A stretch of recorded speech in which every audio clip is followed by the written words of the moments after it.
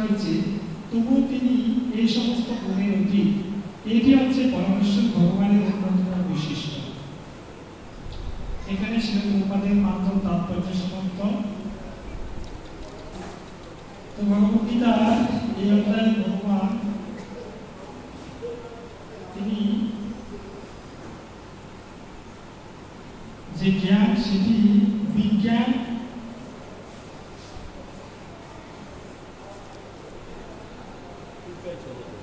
সম্মতভাবে তিনি তুলে ধরেছে কার কাছে? অর্জুনের কাছে। তো সেই কথাগুলি আমরা শ্রবণ করছি, শ্রবণ মঙ্গলম। আর এই শুভ নববর্ষে আমরা যারা শ্রবণ করছি তারা অনেক সৌভাগ্যবান। হচ্ছে আমরা যে স্থানে আছি এটি ধাম। তো ধামে আসার কি গুরুত্ব? ধামে কারা আছে? ধামে চেয়েও সবচেয়ে শ্রেষ্ঠ গুরুত্ব যে ধামের মহাত্মা সাধু যারা আছেন তাদের। তাহলে আমরা কি সাধুদের শুধু দিকে তাকিয়ে থাকবো? সেটাই কি আমাদের সেই শ্রেষ্ঠত্বের বিষয়বস্তু? সেখানে বলা হয়েছে যে ধামে সেও শ্রেষ্ঠ সাধু মহাত্মারা ধামে, কিন্তু এই সাধু মহাত্মাদের সেও শ্রেষ্ঠ হচ্ছে গিয়ে তাদের মুখে কথা।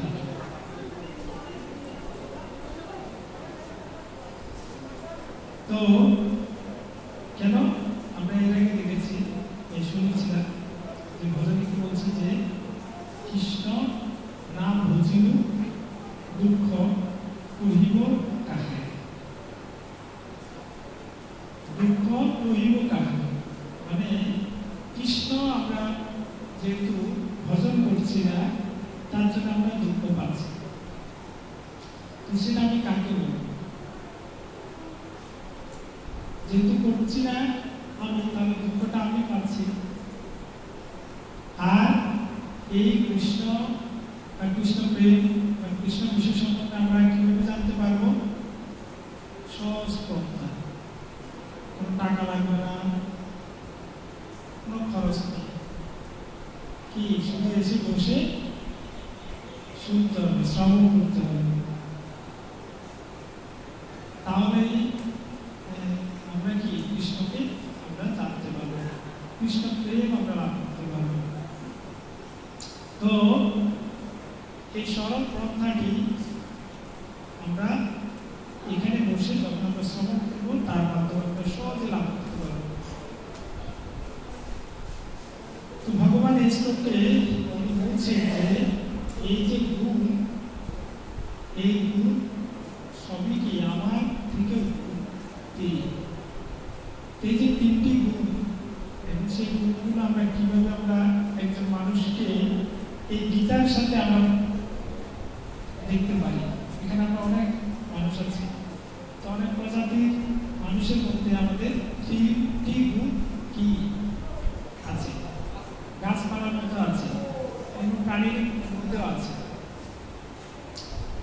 দেখবেন কিছু গাছ আছে যে গাছে মিষ্টি ফল দেয়, আছে কিনা? তাহলে সেই সুমিষ্ট যে ফল দেয় সেগুলো হচ্ছে কি কি? সেই বৃক্ষের মধ্যে কি আছে? সাত্ত্বিক গুণ। কিছু মানুষ আছে যাদের কথা অনেক মিষ্টি,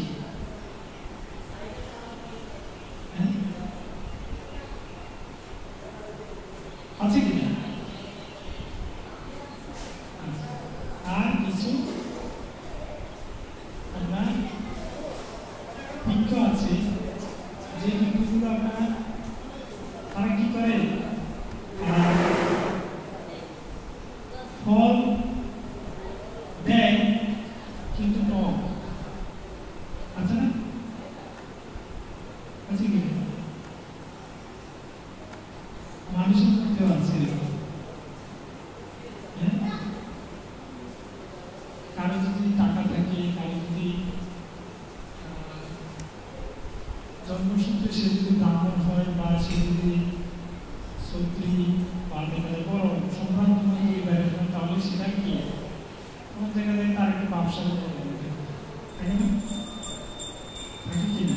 সে রাজস্বী এটা অহংকারী হয়, আছে না? অন্য জীবন মধ্যে বিজ্ঞান মধ্যে সর্বর্গে বোঝানোর জন্য বলছি। আর কিছু কিছু আছে কোনো ফল দেয় না,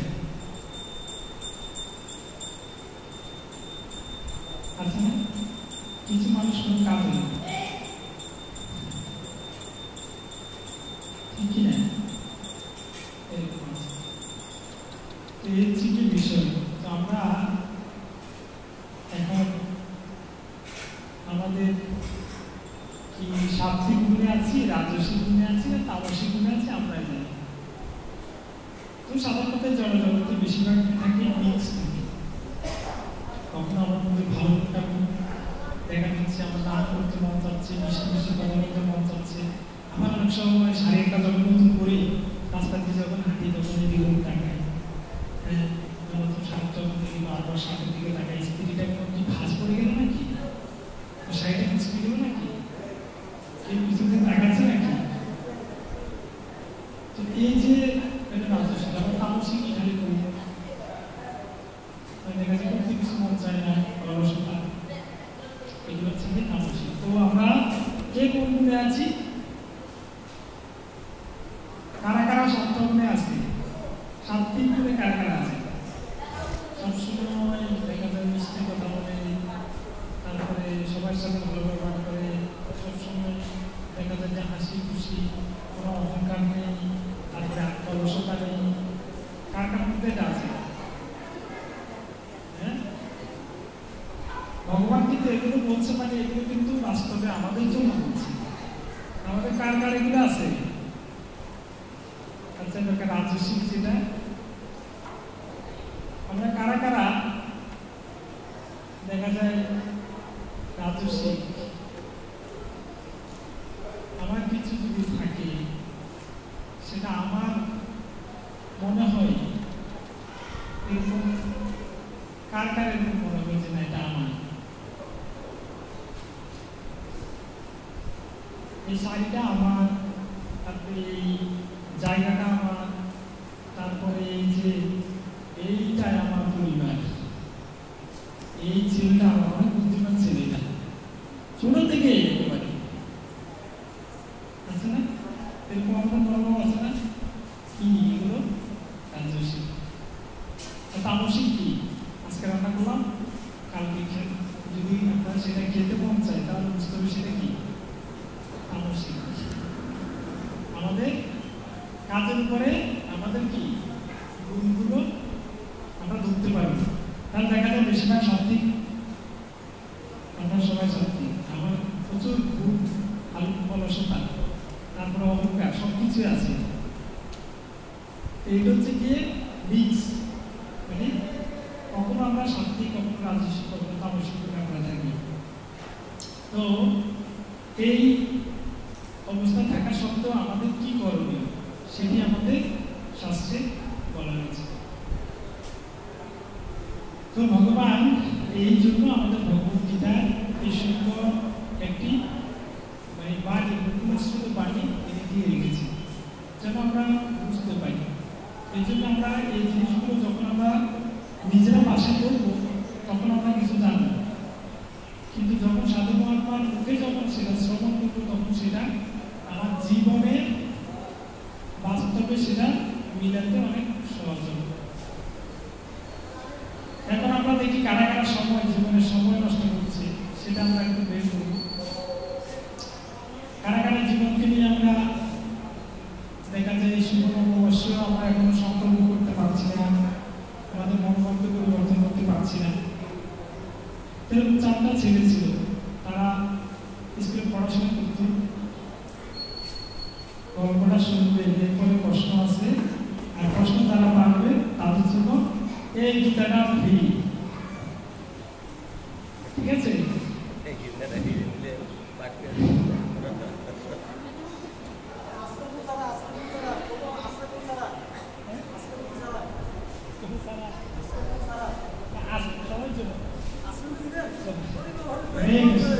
সবাই 4টি ছেলে তারা পড়াশোনা করে, কিন্তু সবসময় একটু তাদের দুষ্টামি বা চপলতা, তো তারা এরকম এত চপল যে খেলাধুলা তো করছে, পড়াশোনা একেবারে ধারে কাছে ওঠে। তো কালকে হচ্ছে পরীক্ষা, এখন পরীক্ষা যেহেতু, এই জন্য তারা আজকে মানে সেই আগের মতো মানে খেলাধুলা করতে সেই বের হয়েছে। হ্যাঁ, সকাল থেকে সেই দুপুর থেকে সেই বিকাল থেকে সেই সন্ধ্যা বেরিয়ে গেছে। এখন যখন সন্ধ্যা হলো তখন তাদের চিন্তা হলো যে আগামীকাল হচ্ছে পরীক্ষা, আগামীকাল কি পরীক্ষা দিকে প্রিপারেশন কেমন, প্রস্তুতি কেমন, 100 খেলাধুলা একেবারে 100% করেছে। এখন তারা 4টা ছেলে, তারা চিন্তা করে যে কালকে যে পরীক্ষা, সেই পরীক্ষাটা আমরা সকলে দিব, আর পরীক্ষা যদি দিতে আমি সকলে তো ফেল করবো, তাহলে পরীক্ষা আর কয়েকদিন পরে দিব। এখন তারা সবাই পরামর্শ হচ্ছে কালকে যদি পরীক্ষা না দেওয়া তাহলে তো কোনো একটা কারণ তো দেখাতে হবে। তো বলছে তাহলে আমরা একটা কারণ দেখাবো যে আমরা এই মাঠে সুন্দর করে গড়া করে দিব, একেবারে গড়া করে দিলে দেখা যায় পুরা ধুলা বালি একেবারে আমার পুরা সারা শরীরে একাকার হয়ে যাবে। তাই যখন একাকার হবে তখন আমরা ঠিক 10টায় পরীক্ষা, আমরা 9টায় গিয়ে আমরা হেড স্যারের সাথে প্রধান শিক্ষকের সাথে আমরা দেখা করব। আর সেখানে এই বিষয়টা আমরা এভাবে বলবো যে স্যার, আমরা তো গতকালকে একটু সকাল সকালে একটু বের হয়েছি বনভোজনের জন্য পিকনিকে, আর তাড়াতাড়ি চলে আসবো, ভালো পড়াশোনা করে কালকে পরীক্ষা দিতে, এরকমই আমাদের চিন্তা ছিল। কিন্তু আসার পথে রাস্তায়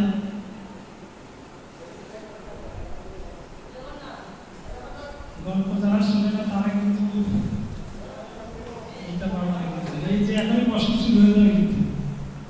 তো যে আমরা যে গাড়িটা প্রাইভেট যে কারটা আমরা নিয়ে গেছি সেটা পাংচার হয়ে গেছে।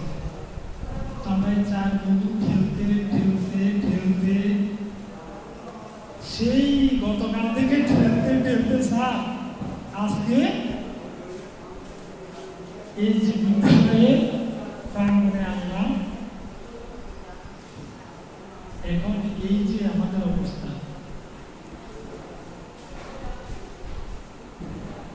ঠিক পরামর্শ অনুযায়ী তারা তারপরের দিন এরকম মাঠে গড়াগড়ি খেয়ে তারা ঠিক 9টায় প্রধান শিক্ষকের কাছে গেল। আর প্রধান শিক্ষক দেখলো যে খুব ধুলা বালি, আর তারা খুব ক্লান্ত, তারপর খুব পরিশ্রান্ত। তখন বললো যে আজকে তো তোমাদের 10টা পরীক্ষা, তোমরা এই অবস্থা। তখন তারা সেই সুন্দর করে গতকালকে কাহিনীটা বললো যে এরকম টায়ার পাংচার হয়ে গেছে, এই জন্য আমরা ধাক্কা দিয়ে ঠেলে ঠেলে আনতে স্যার আমাদের এই অবস্থা। স্যার যদি দয়া করে আপনি আমাদেরকে এই 2-3 দিন একটু সময় দেন, আমরা 2 দিন পরে পরীক্ষাটা দিব। স্যার দেখতে আসলে তাদের অবস্থা তো খুবই নাজুক অবস্থা, তাহলে তাদেরকে 2 দিন পরে সুযোগ দিই। বললো ঠিক আছে, তাহলে তোমরা আজকে চলে যাও, 2 দিন পরে তোমরা আসবে, তোমাদের পরীক্ষা। সবাই ঠিক ওই দিন 2 দিন পরে সময় মতো চলে এসেছে, পরীক্ষা দিবে। তো তখন প্রধান শিক্ষক সবাইকে বললো যে তোমরা যে পরীক্ষা দিবে তোমরা একই রুমে নয়, 4 জন 4 রুমে বসবে। কয় রুমে? 4 রুমে বসবে। তখন চিন্তা করলো একটা অবাক করা, 4 জন যদি একসাথে বসতে হবে একটু কি লেখাটা ভালো হতো। এখন প্রশ্নটা কেমন হয়, তারপরে তো 2 দিন সময় পেয়েছি, ভালো পড়াশোনা হয়েছে। তো 4 জনকে 4টা মনে দিয়েছে, আর তাদের 4 জনকে 4টা প্রশ্ন দিয়ে দিয়েছে। তারা যখন বৈরাগী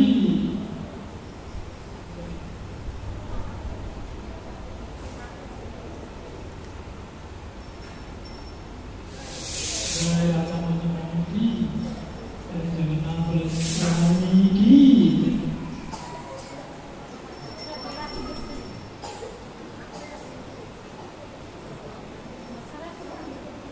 চারটা উপরে তারা যখন এভাবে পরীক্ষা দিচ্ছে তাদের প্রশ্ন দেখে তাদের যখন প্রশ্নটা দেখেছে তখন তারা প্রশ্নটা কিন্তু তাদেরকে প্রধান শিক্ষক দিয়েছে কিন্তু উত্তরটা আপনারা দিবেন। তো প্রশ্নের উত্তরটা প্রশ্নটা আমি ফাঁস করে দিচ্ছি, আপনারা উত্তরটা দিয়ে দিবেন। প্রথম প্রশ্নটা নাম্বার হচ্ছে 10 আর দ্বিতীয় দুটো প্রশ্ন দিয়েছে আর দ্বিতীয়টা প্রশ্নের নাম্বার হচ্ছে 90। প্রথম প্রশ্ন হচ্ছে যে তোমার নাম কি? আপনার সবাই খাতায় কি লিখুন?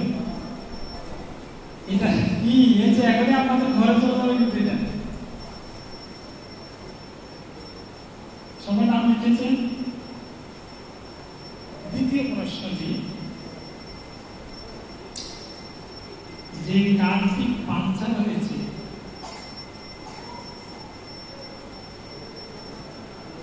সেই কারের সামনের ডান পাশের চাকাটি পাঞ্চার হয়েছে না সামনের বাম পাশে না পিছনের ডান পাশে না পিছনের বাম পাশে চাকাটি পাঞ্চার, মানে চাকা কোন চাকাটি পাঞ্চার হয়েছে? ক হচ্ছে কি সামনের পাশে ডানের চাকা, খ সামনের পাশে বামের চাকা, গ পিছনে ডানের চাকা আর গ পিছনে বামের চাকা। কিন্তু উত্তরটা চারজন কিন্তু চার জায়গায় আপনারা কে কিন্তু কি চার বন্ধু একসাথে কি করেছিল? একসাথে করছিল। চারটা যখন পাঞ্চার কি আলাদা ছিল? তাহলে সবার উত্তর কি? সবার আবার এখানে আপনাদের যে উত্তর